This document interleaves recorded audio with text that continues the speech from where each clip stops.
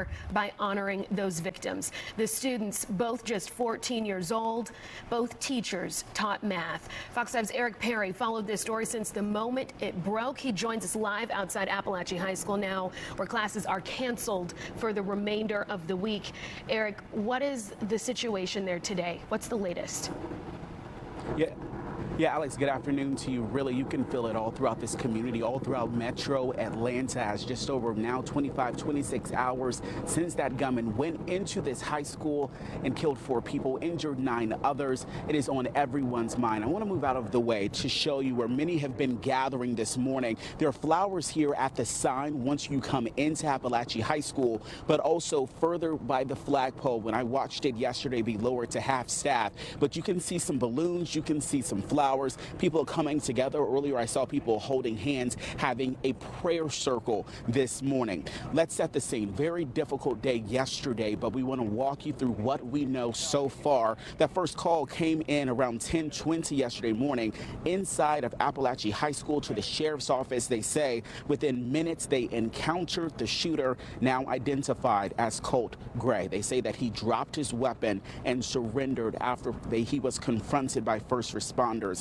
So this is not before the gunman shot and killed 4 people, injuring 9 others. Now, GBI has identified the 4 people as 2 teachers, Richard Aspinwall and Christina Ermy, and 2 students, Mason Schermerhorn and Christian Angulo, both 14 years old. Of course, we're still learning the conditions of those 9 others, but back out here yesterday, I spent 7-8 hours here on the scene talking to students and parents on what can arguably be called the most horrific day and traumatic day of their lives. They walk us through what they saw, what they heard. Take a listen to some of the sound that we brought to you. Heard 4 gunshots, and we all just like stood there, looked at each other, and our other healthcare teacher came in and told us to run to the closet or bathroom to hide. We hid there for like 15 to 20 minutes. He came up to my door, or the door to our classroom. Classmate got up. She went to open the door, but she didn't because she saw that he had a gun. She announced it.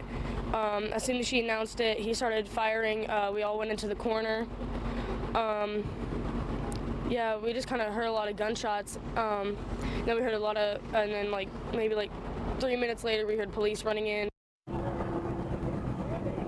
Yeah, these are 14, 15-year-olds, Alex, that we are talking about, who came face to face with the gunman and saw him. Now, classes here in the county have been closed and canceled for the rest of the week here, giving these families some time to begin the process of healing and really comprehending what is going on. Now, back out here at the scene, as for the shooter, I'm told he was immediately interviewed. He will be charged as an adult. He is now in Gainesville at the Juvenile Detention Center there.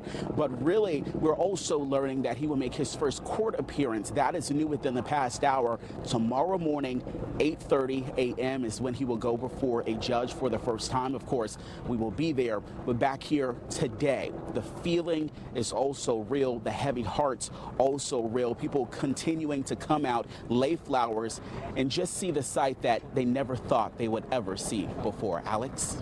Okay, Eric, we know school is closed for now and will be for a while, but can you paint a picture of just how many people are stopping by and laying wreaths, paying their respects? Yeah, Alex, so about an hour ago, I saw 2 dogs, big dogs at that, service animals, coming out just to do what they can with their owners. I asked them questions. They said they wanted to come there, live about 20 minutes away. They're with an organization that, with situations like this happen, they come out to give some sort of relief. She was very poignant in saying, you know, sometimes people, they don't want to talk to other people. They just want to talk to an animal or get those emotions out. So we've seen things like that. We've seen water being distributed. We've been seen food being distributed. That was yesterday. That's translated into today. And then we've seen a lot of tears. We've seen a lot of hugs as people stood right there behind me at that flagpole, placing different balloons and just trying to soak in the magnitude of the traumatic events that happened yesterday, Alex. That might be the only silver lining here, is seeing the community come out and support one another. One more question for you, Eric. Is there any update yet on a possible motive here?